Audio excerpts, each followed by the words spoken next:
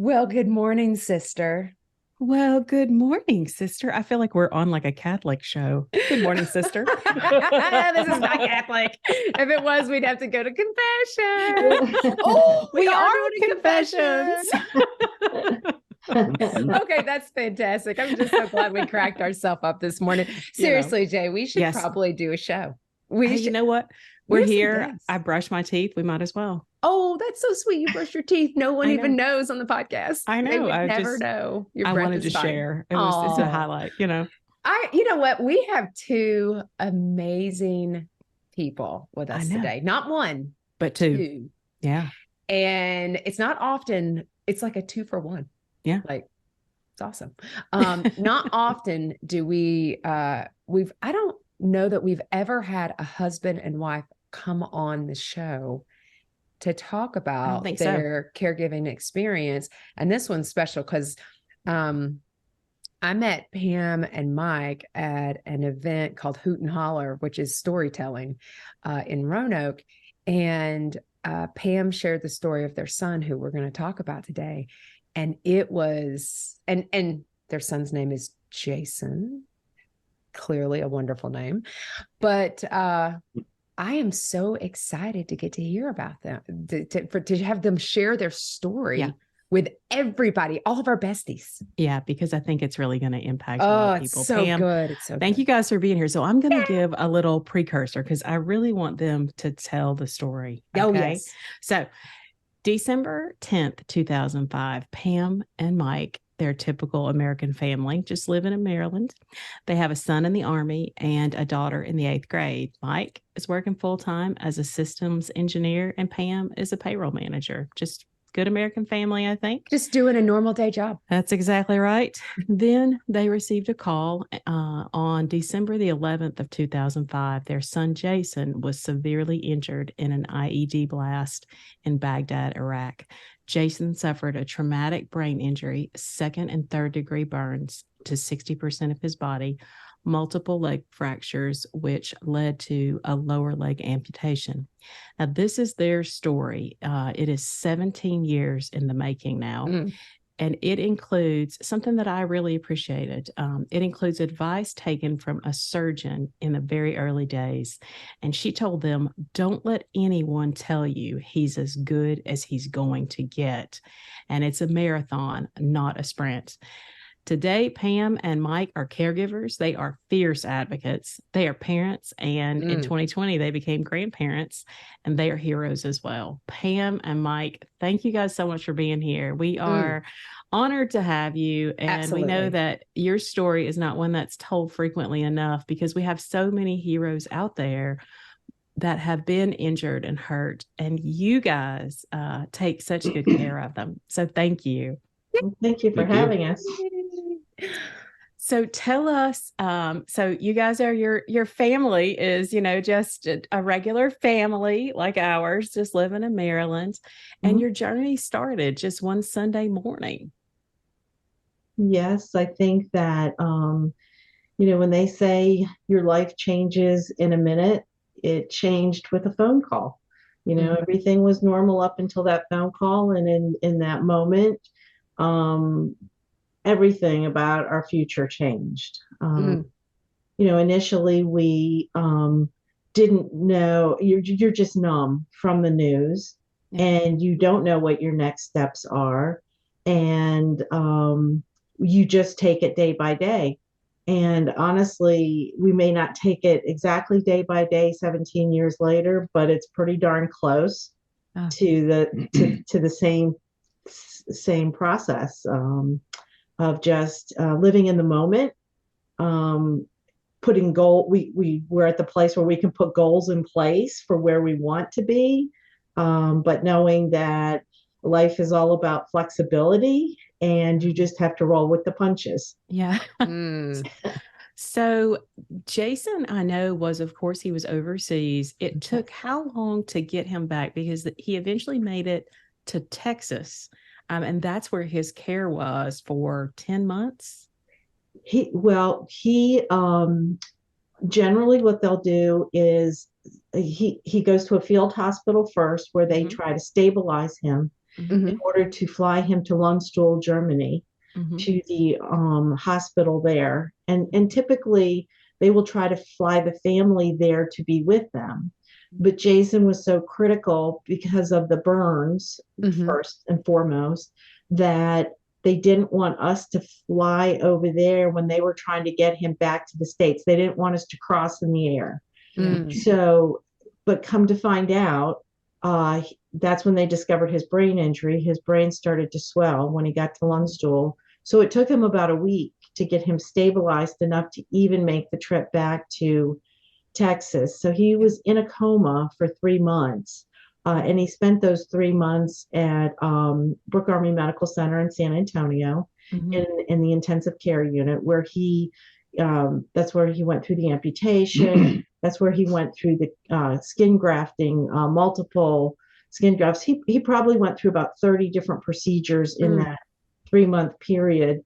And then they transferred him to the Richmond VA, their polytrauma center, for rehabilitation for the brain injury as well. And that we spent 7 months there. Yeah. Wow. So you guys how's that working with, are you guys going back and forth? Yeah, that's what I was getting ready to say. Like you're working, you live in Virginia. You were in Maryland at the time. Well, Maryland at the time. Yeah. Right? Yeah. We both had really good employers who helped us navigate all that by donating some miles for airplane tickets. We were flying back and forth to Texas. One of us would take a week on and one would take a week off, and the week off being at home with our daughter. Yeah. Oh, you had a daughter, so you didn't just have Jason. Oh, yeah. Child. Yeah. By the way. Now, wait, I know Jason was 19 when this happened. Yes. Yeah. And he was new into the military. I would assume did he enlist at 18? Did he go into 18 or was it 19? He went in at 18. In fact, he enlisted on Election Day in 2004. That's how we remember the day he did.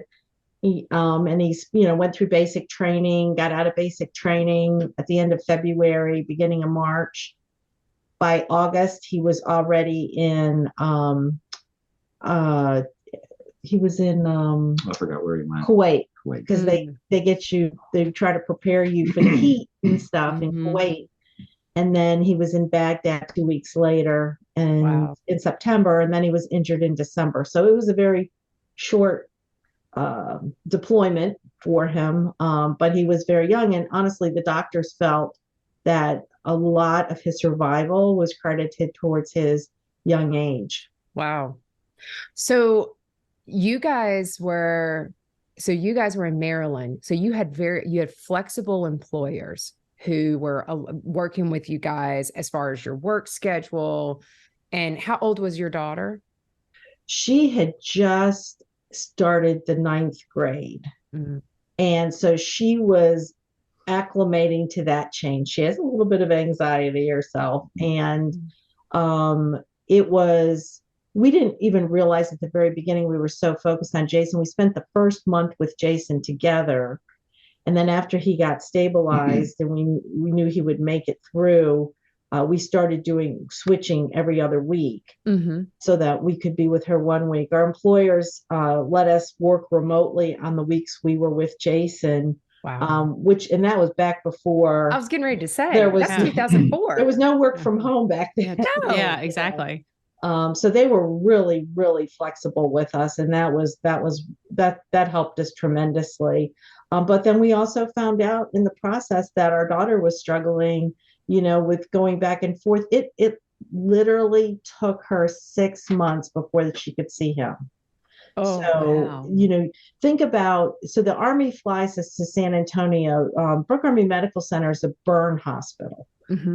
What we didn't know was what we were going to walk into, and we took her with us. Oh. And we walk in, and I mean, the patients there they let them out of the rooms because they want them moving around. Yeah. They're sucking on their morphine pops because of the pain and stuff.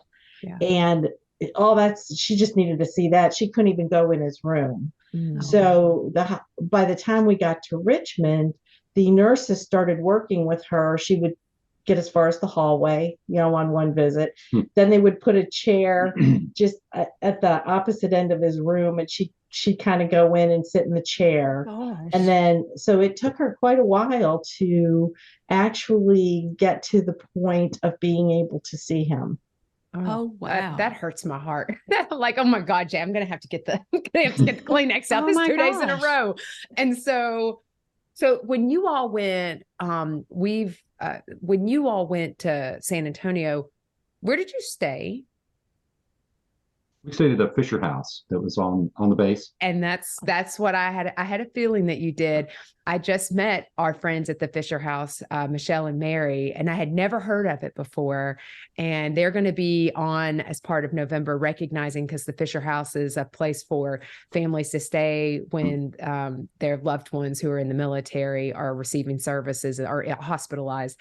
And so I had a feeling that you might have stayed there, because that's a long time. I mean, I think about the expenses that are associated with having to go back and forth, because y'all are trying to work. You are trying to support your daughter, who is young. She's in the 9th grade. And, we all know what it goes from middle school to high school too. There's a lot of pressure there. And then, paying bills. I mean, we had to work. Keep living. We had to work. So, we had to eat. And then worried about your son. And I think that would be a lot of pressure.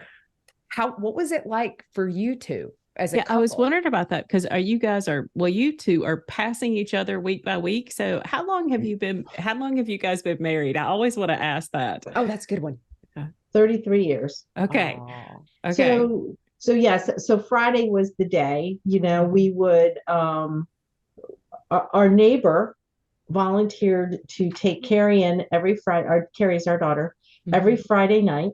She spent the night with our neighbor, and that neighbor was wonderful, taught her how to quilt, got things entered from the fair, just really, spent a lot of time one-on-one with her. Yeah. And so we would either fly to San Antonio or take the train down to Richmond. We'd be together on Friday night, and then the other person would come home on Saturday morning and then spend the week with Carrie. Wow. So you had caregivers for the caregivers. You had, it sounds like a whole team of people. Yeah, because I'm thinking, she's going to school. You're not pulling her out of school. Well, so they told us early on that it takes a village, and it does. It takes a village. Yeah. And I have referenced Jason's village as being the size of New York City, because there is absolutely no way that we could have done this by ourselves. Number one, we didn't know the military. We were not a military family. We didn't know the ins and outs of the military. We also, at that time, had never had anybody that was had gone through anything medically traumatic, nothing major, people having babies. That was about it, and so we didn't even really know the healthcare system that well either. So, us being a team, we kind of fell into this, you fall into your strengths. So I would be with Jason, and Mike would be the one that was running around the hospital, figuring out what we needed to do, next with the VA or with the with the Army.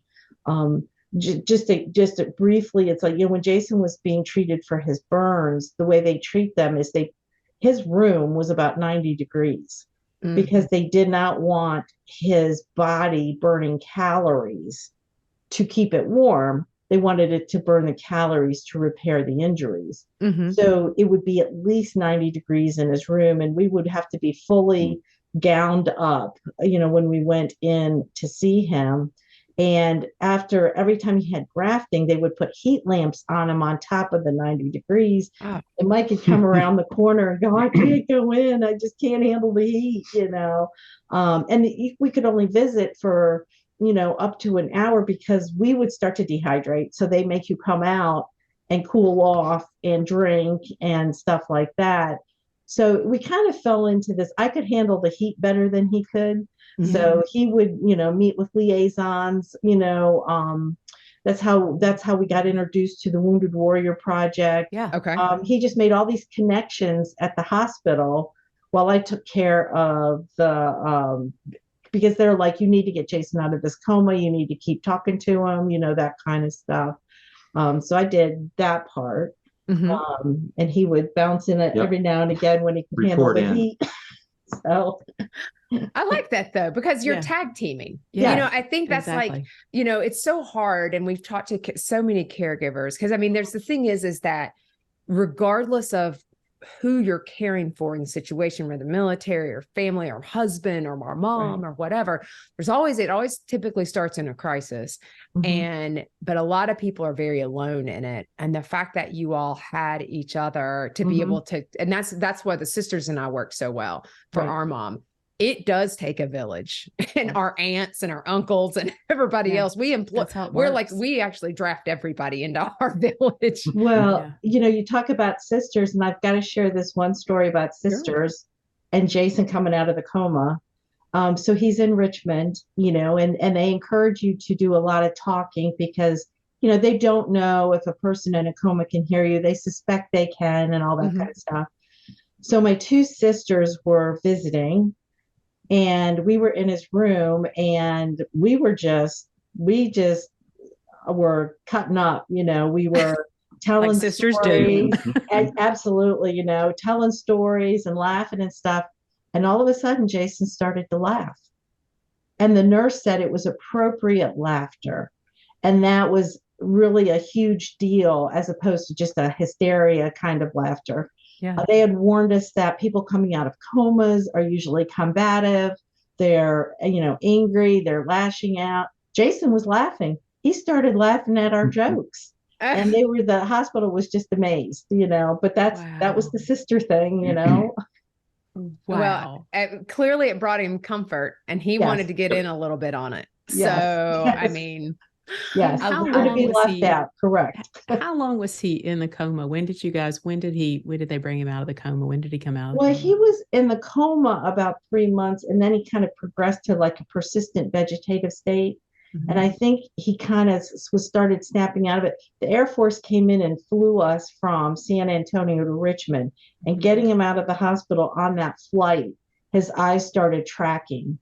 And so they were, excuse me, I think that stimulation got him started. And then when he got back in the hospital in Richmond, he kind of slowed down.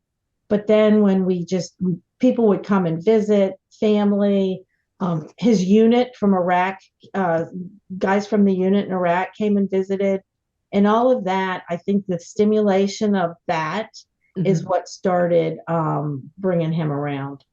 Wow. So during this, sorry, Natalie and I are like interrupting cats. That's what she says.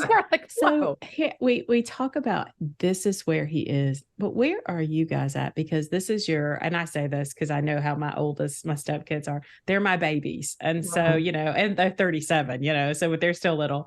But where are you guys at? I mean, where are you? Where are your hearts? Are you like in survival mode? But when you look at them, do you have those moments where is your break moment? Like, have you broken? Do you have those moments when you just don't know if you're going to make it, or how are you feeling? Well, no, for me, when you first started talking about Pam and I's story, and I just start reflecting on all the things that we've been through, and I start to tear up. I think about Jason and his life and what he's missed out on, and how it affected our lives. But I think we're okay with where we ended up at. I'm good with where we are. There's a couple. I mean, we did have some rough moments trying to establish our new normal, and working full time, getting Carrie through school, getting, like, when we brought Jason home, we still had a lot of wound care to do, getting the right people in place to help us. There were moments that were like, can we do this? But then we're like, but what's the alternative? Yeah. And we look at it too that, people are like, oh, I don't know how you can do it. And, our position is, how can we not do it? Yeah. Number one. And that there are people out there that are worse off. I mean, there is worse out there. And we look at it and we're like, things might be a little bit strained for us, but then what is Jason going through? Yeah. You know, our lives have been altered, but his has been completely shut down, as far as what he thought his future would be like. Yeah. So sorry, Nayla, go ahead. Yeah. So you guys bring him home, and that's a whole, because it's almost like you have these inflection points. Like you get the phone call, change. You see him for the first time, sets the expectation. And then you get in these, because I think about how, like, it's not the same, but how, like, as Jason and I had, like, we get the diagnosis, we go and get the first biopsy, Right. we go and then I totally respect your new normal, because we're a year out of his cancer. We're still figuring out normal. And I think it's how do you, because your roles have changed at this point. So yes, you're Jason's parents, but you're Jason's people. Like, you're his primary caregiver. And I've talked about this. It's being able to, for me, it's hard as a caregiver and a wife to embrace both of those things. And how do they both be true at the same time? How do I internalize that? And so you bring him home, and then kind of what? Then how does that I think one of those moments was the decision to bring him home. Okay. Because at the end of the 10 months, the doctors are like, we're going to need to move him to long-term care. And so they were, it was early into the whole war process, so they were setting up a polytrauma 2 center, in DC at the VA there. And that's where they suggested moving him, because we were in that area. Yeah. And they suggested we go visit. And the people at the VA in DC were awesome. They gave us a tour. They showed us where his room would be. They went over their programs. They were awesome. We left there, and that was the second time since he was injured that I broke down, because it's long-term care, which I don't necessarily have a problem with. But Jason at that time was 20 years old. Yeah. And, the next youngest person there might have been 60 or so, 75, 80 years old. And he has a brain injury. He needed to be stimulated. That was not going to be a 20-year-old's stimulation. No. So the VA was wonderful. They're like, fine, we don't have to send him there. If you want to take him home, this is what we'll do. I mean, they set us up completely at home, home health aid, that type of stuff. There's some challenge, like, so every piece of equipment we need was provided. Somebody came in and looked at the house, recommended stuff. We got a home health aid for 4 hours a day, 5 days a week, which, it was not going to be enough. I was starting to say, I'm like, that seems kind of low. Yeah. And now we're down to 3, because that's what the policy is. Yeah, so the policy is only like 15 hours a week, which drives his case manager crazy, because his alternative is long-term care, which is 24/7. That doesn't even closely. There's 156 hours in a week, by the way. Yes. I know this because I worked residential, and I'm like, 156 versus 20. We Not get really 15. Close. So we get 15. So we did a lot of out of pocket, and then with our relationship with Wounded Warrior Projects evolved, they now are providing somebody here 6 hours a day, in addition to the VA's 3 hours a day. So we're covered. We have people helping us 9 hours a day, Monday through Friday. Wow. And I think that we need to call that out. I know, Mike, that you have worked with you took on with the summit for the Wounded Warrior Project, but what an amazing organization that is. And for them to be able to give you to do that 6 hours a day, that's just, I don't know where we'd be without them. I mean, they certainly listen to what the needs are, and drives what they do. A lot of the stuff it's just like a mountain. You can't climb out from underneath of it. There's just so much stuff going on, and you need a break in your day every day. It just wears on you. And it's not that we don't love Jason any less than we ever did. It just changes your outlook on things, and it really makes it hard. So it's good to have some me time, some us time, some time to be able to get away and collect your own thoughts. And Jason doesn't want to be with his parents 24/7. I like that. I like that point of view. Why like, he doesn't want to. Yeah, we have a little camera up there so that if I'm out in the garden, I can hear him, or see him. And he told me it was an invasion of his privacy. Well, pardon me, but if you want to be alone, I got to be able to hear you in case there's any issues. I like that. Do you still get that level of support for Jason between the 9 hours total between the VA benefit and Wounded Warrior? And that's been going on. So you had more hours up front, and Wounded Warrior supplemented that, supplemented. So for 17 years, you have had individuals in your home, because I know Jason lives with you. For 17 years, you've had extra people, extra bodies besides your children. And we have an extended family like none other. Yes, so we do. That's interesting, because I think for a lot of people, they'd be like, whoa, how do you do that? And I want to make sure this is clear.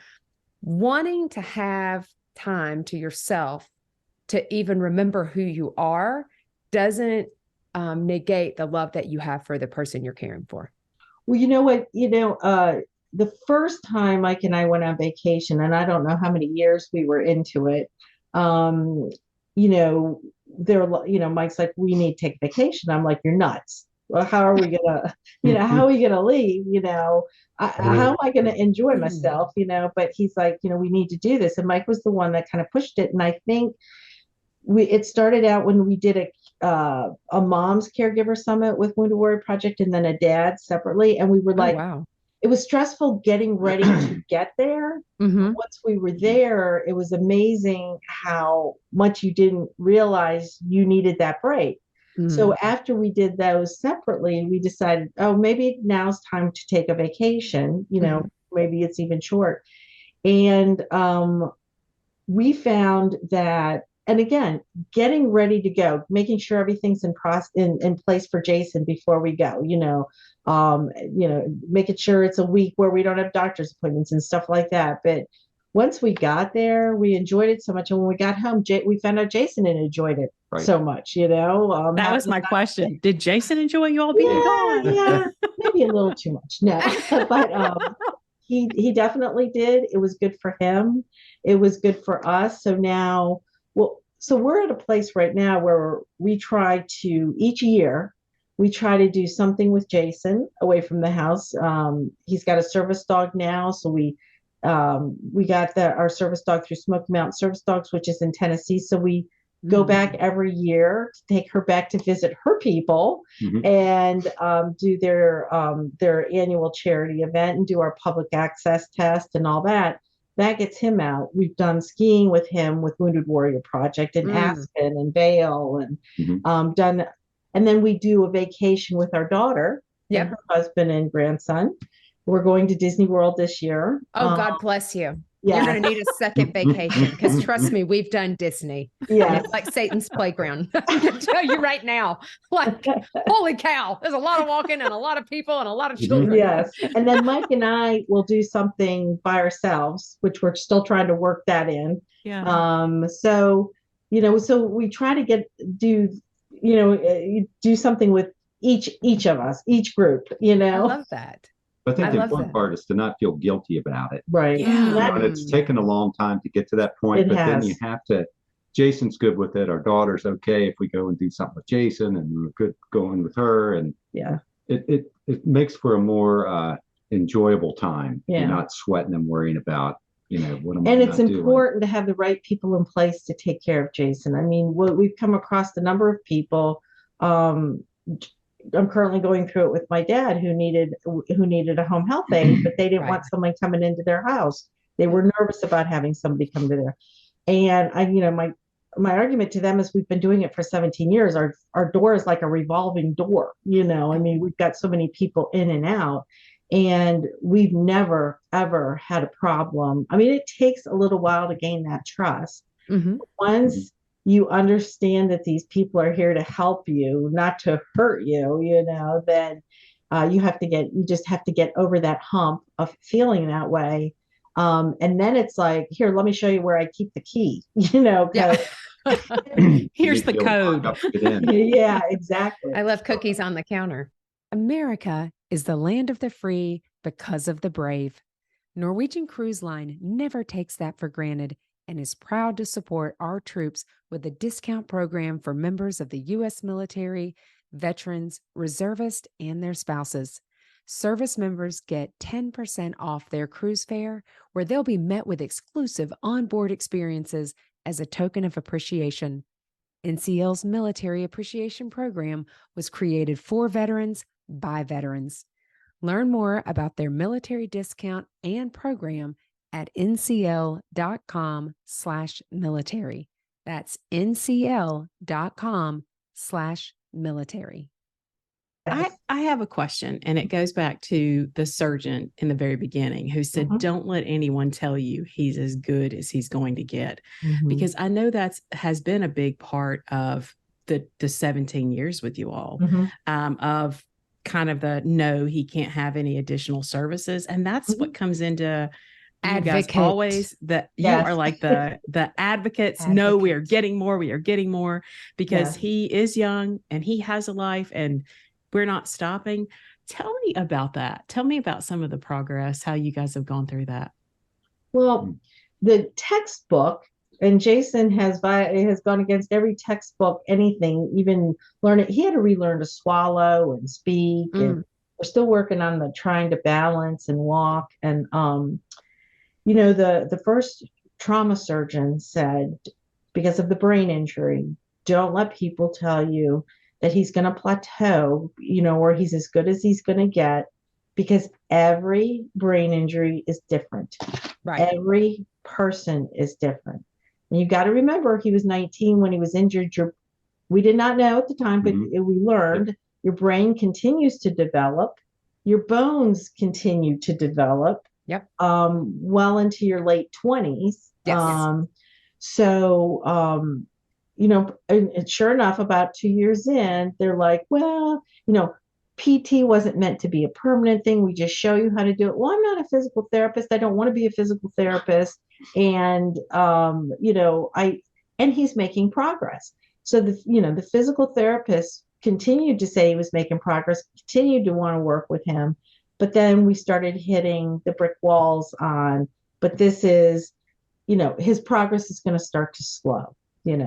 So then we're like, no. And his doctors have always been thinking outside the box. We've had a really good group of doctors, and so it's really just the bureaucracy. One of his doctors said he had to go to the central office because they're like, well, how long is this going to go on? And the doctor's like, it's not coming out of your pocket. So he's like. He goes, you would think that they were writing a personal check for this or something, and so the doctors would help advocate. He has a doctor up in Baltimore right now that, it has been focused on blast injuries, which has been good. And, they completely, watching Jason, now that we're 17 years into it, a lot of them have a different outlook on brain injury recovery as well. Sure. And like his doctor right now is like, you've got to find things that interest him, because that's where he's making his progress. If he went skiing in Vail, when he came back, the doctor's like, he would bump up to the next level. And they're like, what did you do? And it's like, he just did something that challenged him, that he enjoyed. And it bumped him up to the next level. So he's still making progress. Is he making leaps and bounds progress? No, but he is. Right now, he's working with a personal trainer because they stopped physical therapy. So Wounded Warrior Project is paying for the personal trainer. Wow. And he's got him, and I know it doesn't sound like a lot for us, it's a huge milestone. He has him walking around the gym 5 times, just holding on to the personal trainer. And he has him balancing by himself with nobody holding him for 15 seconds at a time. And that doesn't sound like a lot, but these are things that, early on, they're like, oh, he's never going to do. And it's like, don't ever tell me never. And I had a doctor once ask me, well, what's your goal exactly? And I said, my goal is that you give him back to me the same way I gave him to you. And until we hit that goal, we're going to keep working. It's so interesting because I know TRICARE is insurance for the military. Yes. It's and they've said this is not only for him, and he's military, but our mom with Parkinson's, they cut off the therapies, the occupational physical therapy. She still gets speech therapy, but there's certain things they get to that point. They say there's no longer therapeutic value. They're not making progress. And I think redefining what progress is if you're maintaining and you're not regressing, that's progress, considering the severity and the complexity of the injuries and the illness. And you're also, I think about like, gosh, you're killing so many birds with one stone, respectfully, like getting him engaged with out in the community, having a personal trainer does so much for his stimulation. It does muscle for his building his muscles, because I think about holding himself up, because he also does equine therapy. Yes. Yes. I mean, so Jason does, like, for our folks, we haven't talked about different kinds of therapies, but how did you guys kind of as advocates, as caregivers, as his team, Jason's team, care team, how did you navigate what therapies should be done? Were you doing research on the side? Because I feel like you guys are researchers too. How did you navigate that as part of the care team? Well, at first, he was so severely injured. And the VA threw all this therapy at him, the occupational, the speech, the physical. I would say that, and I'm thinking of Tom, the speech therapist, they started thinking outside the box, Okay. And the stuff they learned from working with Jason, they started incorporating with some of their other patients as well, because they were seeing that. And again, that's why we try to keep our story out there, because the feedback you get is like, maybe somebody's doing something and it's working for them, and I would like to try it, and vice versa, that kind of stuff. So at the beginning, there was a lot of that. And then and we were so busy, it wasn't, I needed things given to me, not me going out and trying to research it, because I'm working full time. I'm doing wound care that at least takes an hour a day, then we're, doing the, then just navigating. I'm his fiduciary, so I've got to do all of his paperwork. I've got to do the doctor's appointments, all that kind of stuff.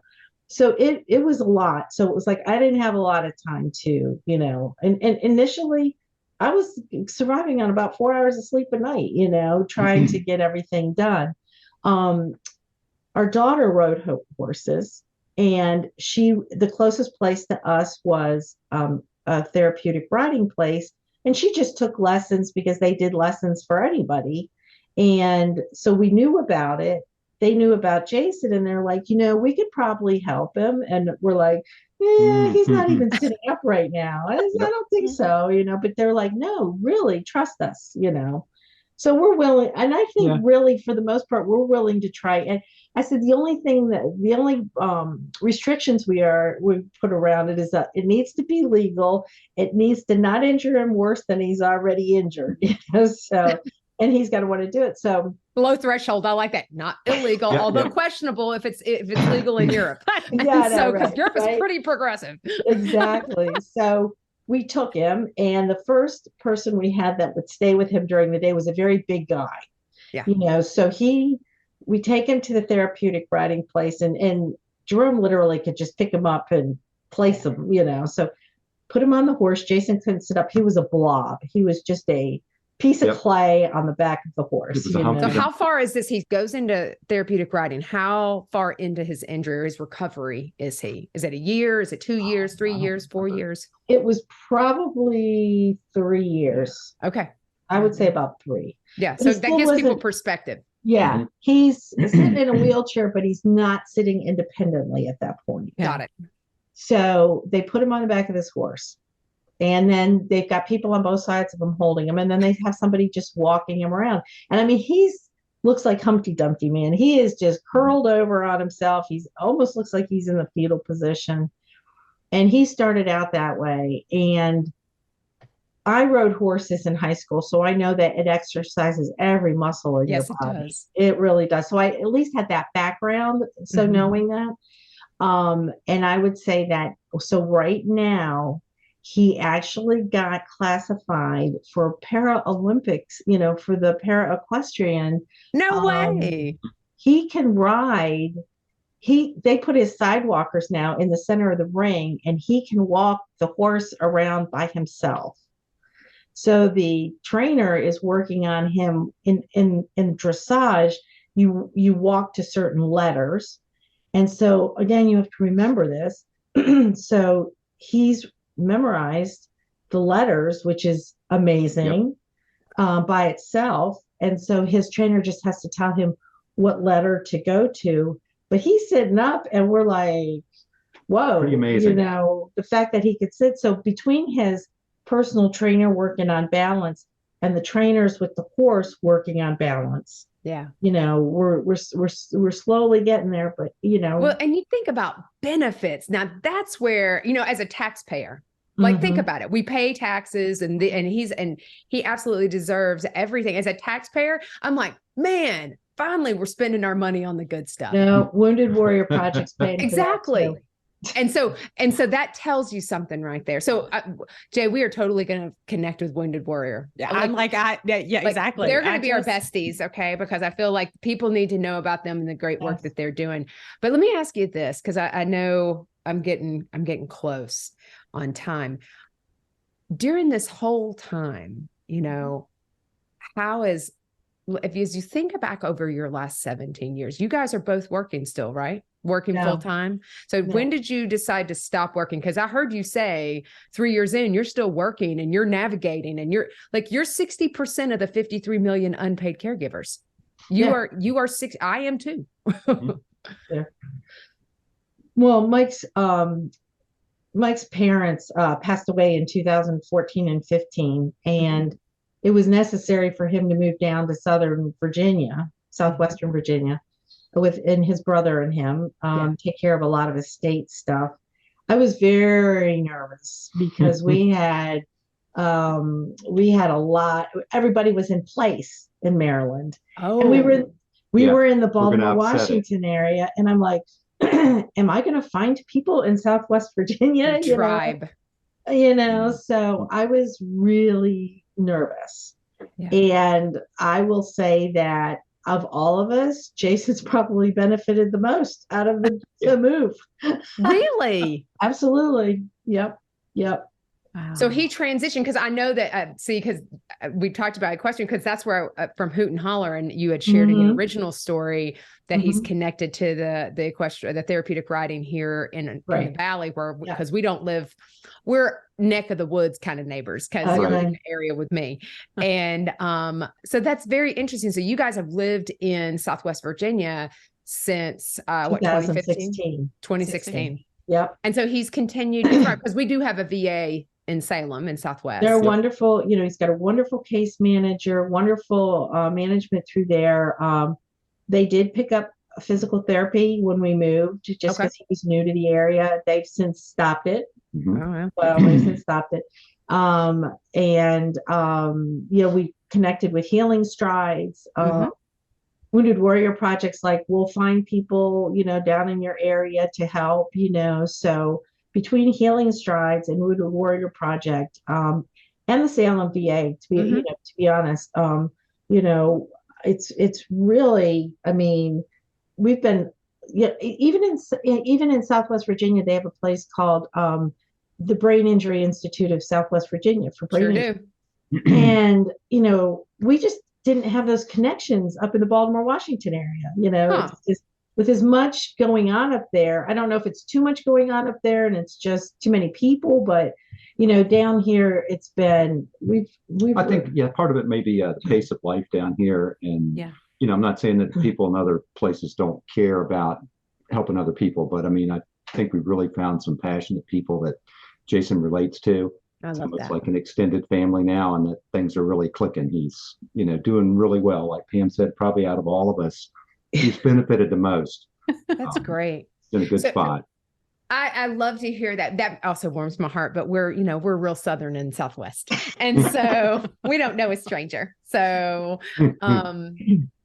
so how are you two doing today? How, like, as caregivers, and you, like I said, kind of living, your parents and caregivers for Jason and advocates and everything else. You wear like 40 hats. Like, you don't just get to be parents anymore. You get to be lots of things for Jason. But how are you guys? How's your relationship? How, as I know you talk about vacations, which I think is a blessing. You've gotten into your routine. You all feel like, hey, I've gotten in my routine, and your daughter and finding that new normal. How does that feel for you? Well, when we moved here in 2016 is when we stopped working. Okay. Paying jobs. Mike loves it because he's back in Southwest Virginia, and he's working out the yard all the time. Yep, I'm an outdoors person, so I love working in the yard. And we've got a large yard. It takes a lot of time, but I'm okay. I think for me, moving here was a little bit of an adjustment, just because I don't have as many options for my Well, it's hard to find good shopping. There you go. Exactly. So, I think we all know that. Yes, but we have to go back to Baltimore a couple times a year for Jason's doctor's appointment, so we cram a lot of stuff. Oh, I support you. I support that. Yeah. So, but it's nice. I like the pace, down here. I like the fact that the stuff I was working on at night for Jason, the paperwork and all that, I can do during the day now.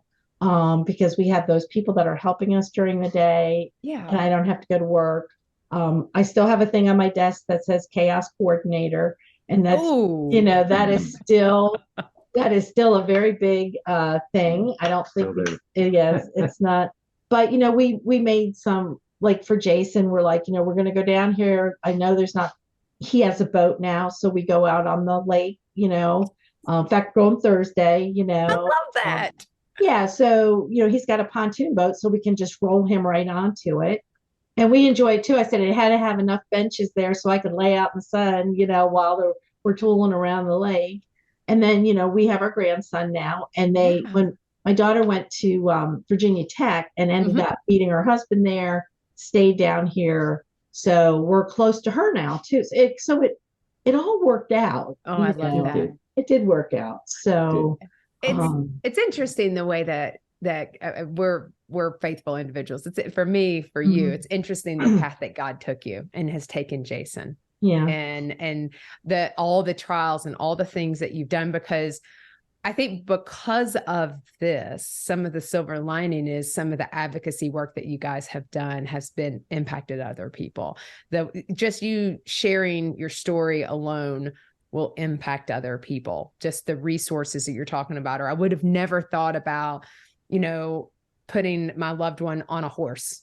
Like most people don't think, in a wheelchair, I should put them on a horse. Yep. And I think that's so important. I think that's so important. And that you can not only survive, but it sounds like you guys are thriving. Well, we would have never met the people that we've met if we hadn't been on this journey, Yeah. And that, we would have met other people and it would have been, we've truly met a lot of inspiring people and talk about putting your faith in humanity. I mean, there's so many people that want to help, and, the other thing we had to learn is you have to let them, because it makes them feel good too. Yeah, it does. And so let them, don't act like I can do it. Because in the end, you really can't. You do need that break, Yeah. So if someone offers something and it's something that, you would help them. That's a lot of our family has done things because they felt like they needed to do something. So just let them do anything, And that's true. Yeah. That is 100% true. All right. So I'm going to transition us real quick because Okay. we've got a handful of minutes left, and this is our favorite part. And this is this is so good. Thank you for, it's made my heart feel so good today. You filled my emotional bucket. JJ, it's time for sister questions. What questions do you have for? So I have a comment first, and that is, you said something, Pam, that was, you have met a lot of inspiring people, but you guys you have inspired me, like Natalie said, the things that you brought to us today and the things I can take away with dealing with my mom who has Parkinson's. It's not just about the military, or it's not just about traumatic brain injuries, but it's about so much more. And you guys in your tribe, I'm just like, I got to increase my tribe. So that was my first thing.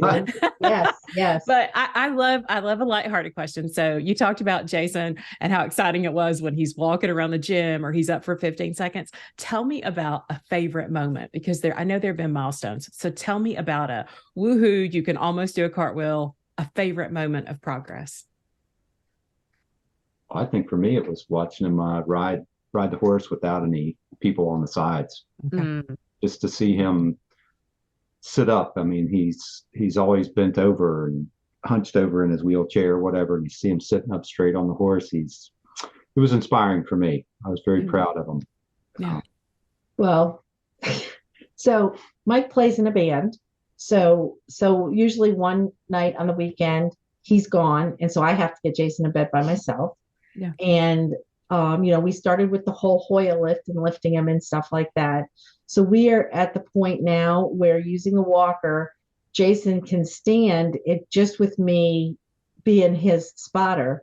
But the aha moment was, so he has a service dog.